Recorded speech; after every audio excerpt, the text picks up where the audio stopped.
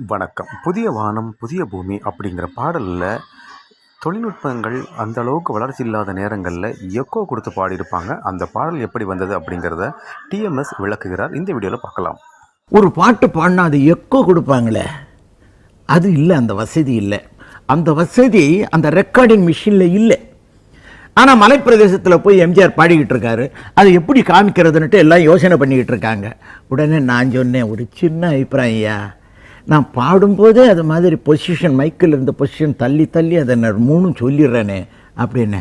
இது நல்ல யோசனைன்னுட்டு எல்லாரும் சந்தோஷப்பட்டாங்க. உடனே நான் இப்போ பாருங்க, என் முன்னால் இங்கே மைக் இருக்கு, நான் இங்கே இருந்த ஒரு ஃபஸ்ட்டு அந்த வார்த்தை, அந்த புதிய வானம் புதிய பூமி எங்கும் பனிமழை பெய்கின்றது அப்படின்ட்டு ஒரு எம்ஜிஆர் பாடுற பாட்டு.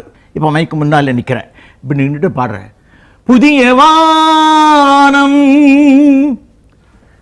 புதிய வானம் புதிய வானம், இந்த 3 சவுண்டும் கிடைச்சாச்சும்மா.